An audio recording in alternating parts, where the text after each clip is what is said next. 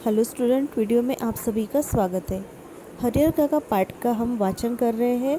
पहले हम पूरे पाठ का वाचन करेंगे, उसके बाद उसका सारांश देखेंगे। तो आज के वीडियो में हम उसके नेक्स्ट उसका जो नेक्स्ट वाला पार्ट है वो पढ़ेंगे।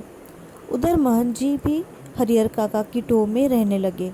जहाँ कहीं एकांत पाते कह उठते, विलम्ब न करो हरिहर, शुभ काम में देरी नहीं करते। चलकर ठाकुर जी के नाम जमीन बय कर दो, फिर पूरी जिंदगी ठाकुरबाड़ी में राज करो। मरोगे तो तुम्हारी आत्मा को ले जाने के लिए स्वर्ग से विमान आएगा, देवलोक को प्राप्त करोगे। लेकिन हरिहर काका न हाँ कहते और न ना कहकर वे महन जी को दुखी करना नहीं चाहते थे, क्योंकि भाई के परिवार से जो सुख सुविधाएं उन्हें मिल रही थी वे महन जी की कृपा से ही, और हाँ तो उन्हें कहना है ही नहीं, क्योंकि अपनी ज़िंदगी में अपनी ज़मीन उन्हें किसी को नहीं लिखनी। इस मुद्दे पर वे जागरूक हो गए थे। पर बीतते समय के अनुसार महन जी की चिंताएं बढ़ती जा रही थी। जाल में फंसी चिड़िया पकड़ से बाहर हो गई थी। महन जी इस बात को सह नहीं पा रहे थे। महन जी को लग रहा था कि हरिहर धर्म संकट में पड़ गया है। एक और वह चाहता है कि ठाकुर जी को लिख दूं, किंतु दूसरी ओर भाई के परिवार के माया मोह में बन जाता है। इस स्थिति में हरिहर का अपहरण कर जबरदस्ती उससे लिखवाने के अतिरिक्त दूसरा कोई विकल्प नहीं। बाद में हरिहर स्वयं राजी हो जाएगा। महन जी लड़ाकू और दबंग प्रकृति के आदमी है। अपनी योजना को कार्य रूप में परिणत करने के लिए वह जी जान से जुट गए। हालांकि वह सब गोपनीयता का निर्वाह करते हुए ही वह कर रहे थे। हरिहर काका के भाइयों को इसकी भनक तक नहीं थी। बात अभी हाल ही की है। आधी रात के आसपास ठाकुरबाड़ी के साधु संत और उनके पक्षधर भाला, गंडासा और बंदूक से लैस एकाएक हरिहर काका के दालान पर आ धमके। हरिहर काका के भाई इस अप्रत्याशित हमले के लिए तैयार नहीं थे। इससे पहले कि वे जवाबी कार्रवाई करें और गुहार लगाकर अपने लोगों को जुटाए, तब तक आक्रमणकारी उनको पीठ पर लाद कर चंपत हो गए। गांव में किसी ने ऐसी घटना नहीं देखी थी न सुनी थी। सारा गांव जाग गया। शुभचिंतक तो उनके यहाँ जुटने लगे, लेकिन अन्य लोग अपने दालान और मकान की छतों पर जमा होकर आहट लेने और बातचीत करने लगे। हरिहर काका के भाई लोगों के साथ उन्हें ढूंढने निकले। उन्हें लगा कि यह महंत का काम है। वे मैदल बल ठाकुरबाड़ी जा पहुँचे। वहाँ खामोशी और शांति नजर आई। रोज की भांति ठाकुरबाड़ी का मुख्य फाटक बंद था। वातावरण में रात का सन्नाटा और सुनापन व्याप्त मिला। उन्हें लगा यह काम महंत का नहीं, बाहर के डाकुओं का है। वे तो हरजाने की मोटी रकम लेकर ही हरिहर काका को मुक्त करेंगे। खोज में निकले लोग किसी दूसरी दिशा की ओर प्रस्थान करते कि इसी समय ठाकुरबाड़ी के अंदर से बातचीत करने की सम्मिलित किंतु धीमी आवाज़ सुनाई पड़ी। सबके कान खड़े हो गए। उन्हें यकीन हो गया कि हरिहर काका इसी में है। अब क्या सोचना। वे ठाकुरबाड़ी का फाटक पीटने लगे। इसी समय ठाकुरबाड़ी की छत से रोडे और पत्थर उनके ऊपर गिरने लगे। वे तितर बितर होने लगे। अपने हथियार संभाले, लेकिन हथियार संभालने से पहले ही ठाकुरबाड़ी के कमरों की खिड़कियों से फायरिंग शुरू हो गई। एक नौजवान के पैर में गोली लग गई। वह गिर गया। उसके गिरते ही हरिहर काका के भाइयों के पक्षधर भाग चले। सिर्फ वे 3 भाई बचे रह गए। अपने तीनों के बूते इस युद्ध को जीतना उन्हें संभव नहीं जान पड़ा, इसलिए वे कस्बे के पुलिस थाने की ओर दौड़ पड़े। इधर ठाकुरबाड़ी के भीतर महंत और उनके कुछ चंद विश्वासु साधु सादे और लिखे कागजों पर अनपढ़ हरिहर काका के अंगूठे के निशान जबरन ले रहे थे। हरिहर काका को महंत के इस व्यवहार से जैसे आसमान से ज़मीन में आ गए थे। उन्होंने सपने में भी नहीं सोचा था कि महंत जी इस रूप में भी आएंगे। जिस महंत को वह आदरणीय एवं श्रद्धेय समझते थे, वह महंत अब उन्हें घृणित, दुराचारी और पापी नजर आने लगा था। अब वह उस महंत की सूरत भी देखना नहीं चाहते थे। अब वह अपने भाइयों का परिवार महंत की तुलना में उन्हें ज़्यादा पवित्र, नेक और अच्छा लगने लगा था। हरिहर काका ठाकुरबाड़ी से अपने घर पहुंचने के लिए बेचैन थे, लेकिन लोग उन्हें पकड़े हुए थे और महंत जी उन्हें समझा रहे थे तुम्हारे भले के लिए ही यह सब किया गया हरिहर। अब भी तुम्हें लगेगा कि हम लोगों ने तुम्हारे साथ जोर ज़बरदस्ती की, लेकिन बाद में तुम समझ जाओगे कि जिस धर्म संकट में तुम पड़े थे उसे उबारने के लिए यही एकमात्र रास्ता था। एक और ठाकुरबाड़ी के भीतर जबरन अंगूठे का निशान लेने और पकड़कर समझाने का कार्य चल रहा था, तो दूसरी ओर हरिहर काका के तीनों भाई सुबह होने से पहले ही पुलिस की जीप के साथ ठाकुरबाड़ी आ पहुंचे। जीप से तीनों भाई, एक दरोगा और पुलिस के 8 जवान उतरे। पुलिस इंचार्ज ने ठाकुरबाड़ी के फाटक पर आवाज़ लगाई, दस्तक दी, लेकिन अंदर से कोई जवाब नहीं। अब पुलिस के जवानों ने ठाकुरबाड़ी के चारों तरफ घेरा डालना शुरू किया।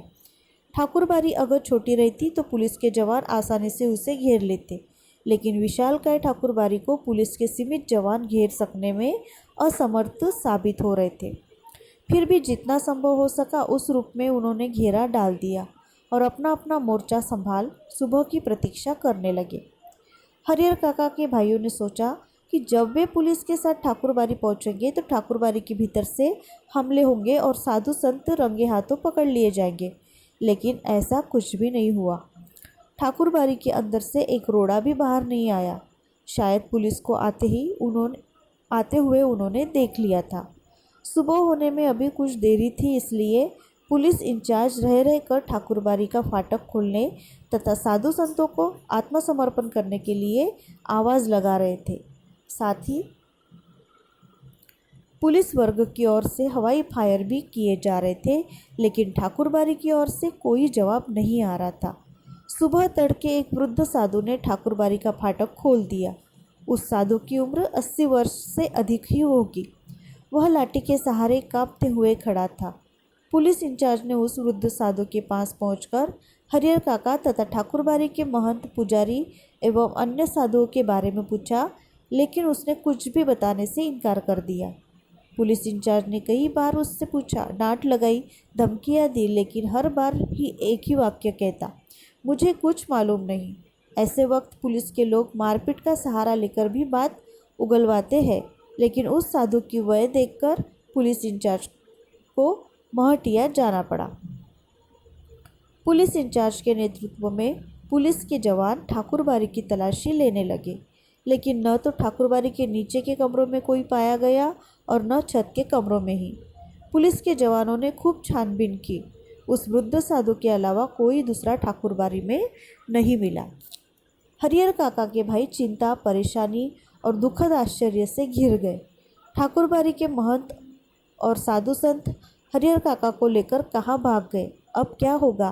काफ़ी पैसे खर्च कर पुलिस को लाए थे। पुलिस के साथ आने के बाद वह अंदर ही अंदर गर्व महसूस कर रहे थे। उन्हें लग रहा था कि अब भाई को वे आसानी से घर ले जाएंगे तथा साधु संतों को जेल भिजवा देंगे, लेकिन दोनों में से एक भी नहीं हुआ। ठाकुरबाड़ी के जो कमरे खुले थे उनकी तलाशी पहले ली गई। बाद में जिन कमरों की चिटकनी बंद थी उन्हें भी खोलकर देखा गया था।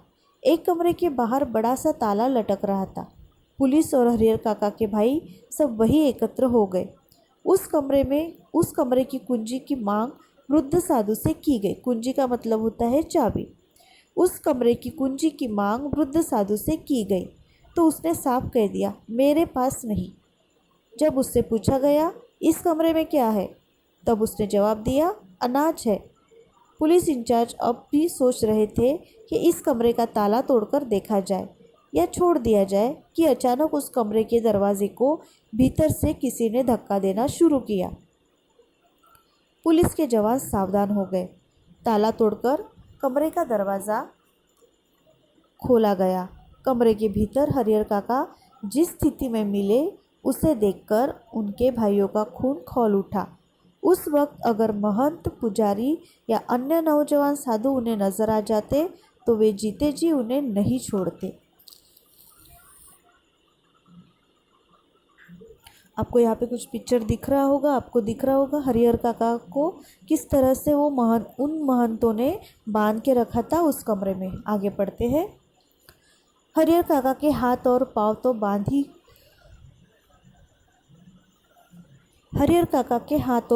बांध ही दिए गए थे। उनके मुंह में कपड़ा ठूसकर बांध दिया गया था। हरिहर काका जमीन पर लुढ़कते हुए दरवाजे तक आए थे और पैर से दरवाजे पर धक्का लगाया था। काका को बंधन मुक्त किया गया, मुंह से कपड़े निकाले गए। हरिहर काका ने ठाकुरबाड़ी के महंत, पुजारी और साधुओं की काली करतूतों का पर्दाफाश करना शुरू किया कि वह साधु नहीं, डाकू, हत्यारे और कसाई है, कि उन्हें इस रूप में कमरे में बंद कर गुप्त दरवाजे से भाग गए, कि उन्होंने कई सादे और लिखे हुए कागजों पर जबरन उनके अंगूठे के निशान लिए आदि। हरिहर काका ने देर तक अपने बयान दर्ज कराए। उनके शब्द शब्द से साधुओं के प्रति नफरत और घृणा व्यक्त हो रही थी।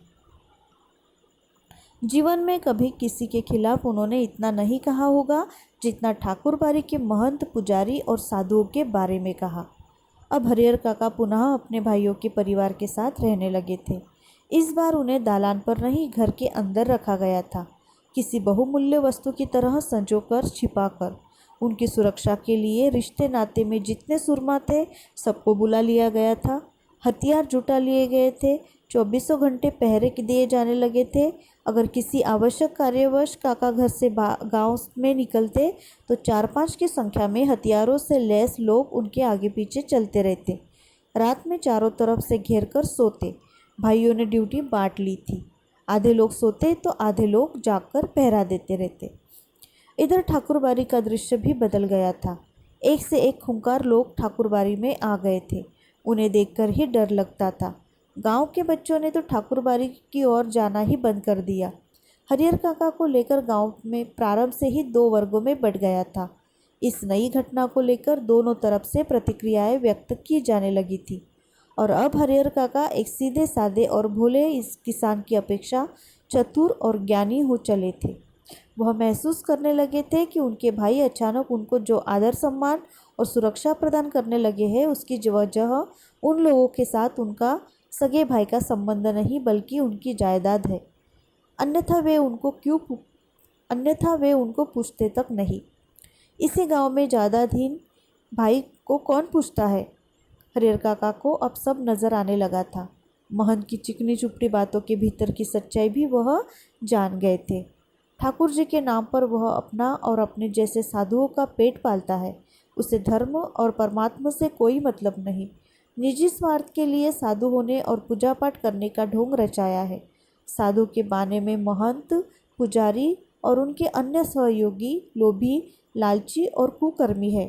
छल, बल, कल, किसी भी तरह धन अर्जित कर बिना परिश्रम किए आराम से रहना चाहते हैं। अपने घृणित इरादों से को छुपाने के लिए ठाकुरबाड़ी को इन्होंने माध्यम बनाया है, एक ऐसा माध्यम जिस पर अविश्वास न किया जा सके। इसलिए हरिहर काका ने मन ही मन तय कर लिया कि अब महंत को वे अपने पास फटकने तक नहीं देंगे। साथ ही अपनी ज़िंदगी में अपनी जायदाद भाइयों को भी नहीं लिखेंगे, अन्यथा फिर वह दूध की मक्खी हो जाएंगे। लोग निकल कर फेंक देंगे और कोई उन्हें पूछेगा तक नहीं। बुढ़ापे का दुख बिताए नहीं बीतेगा।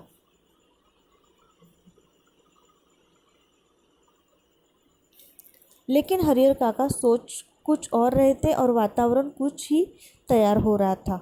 ठाकुरबाड़ी से जिस दिन उन्हें वापस लाया गया था उसी दिन उनके भाई और रिश्ते नाते के लोग समझने लगे थे कि विधिवत अपनी जायदाद वे अपने भतीजे के नाम लिख दे। वह जब तक ऐसा नहीं करेंगे तब तक महंत की गिद्ध दृष्टि उनके ऊपर लगी रहेगी। सिर पर मंडरा रहे तूफान से मुक्ति पाने के लिए उनके समक्ष अब यही एकमात्र रास्ता है। सुबह, दोपहर, शाम, रात गई तक यही चर्चा। लेकिन हरिहर काका साफ नकार जाते, कहते मेरे बाद तो मेरी जायदाद इस परिवार को स्वतः मिल जाएगी, इसलिए लिखने का कोई अर्थ नहीं। महंत ने अंगूठे के जो जबरन निशान लिए हैं उसके खिलाफ मुकदमा हमने किया ही है। भाई जब समझाते समझाते हार गए तब उन्होंने डांटना और दबाव देना शुरू किया, लेकिन काका इस रास्ते भी राजी नहीं हुए। स्पष्ट कह दिया कि अपनी ज़िंदगी में वह नहीं लिखेंगे। बस एक रात उनके भाइयों ने वही रूप धारण कर लिया जो रूप महंत और उनके सहयोगी ने धारण किया था। हरिहर काका को अपनी आंखों पर विश्वास नहीं हुआ।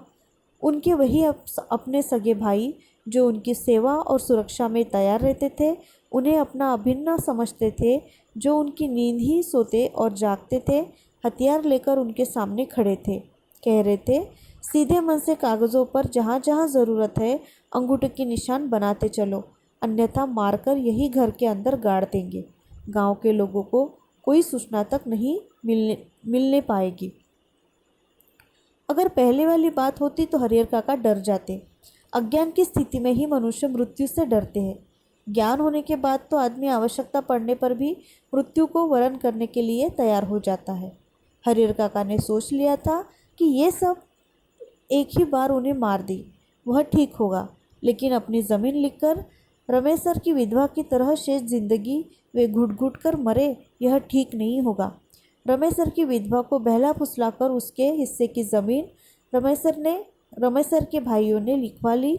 शुरू में तो उसका खूब आदर मान किया, लेकिन बुढ़ापे में उसे 2 जून खाना देते हुए उन्हें अकरने लगा। अंत में तो उसकी बहुत दुर्गति हुई कि गांव के लोग सिहर जाते। हरिहर काका को लगता है कि अगर रमेश सर की विधवा ने अपनी ज़मीन नहीं लिखी होती तो अंत समय तक लोग उसके पांव पखारते होते। हरिहर काका गुस्से में खड़े हो गए और गरजते हुए कहा, मैं अकेला हूँ, तुम सब इतने हो, ठीक है, मुझे मार दो, मैं मर जाऊँगा, लेकिन जीते जी एक धूर ज़मीन भी तुम्हें नहीं लिखूँगा। तुम सब ठाकुरबाड़ी के महंत पुजारी के तनिक भी कम नहीं। देखते हैं कैसे नहीं लिखोगे। लिखना तो तुम्हें है ही, चाहे हंस के लिखो या रो के।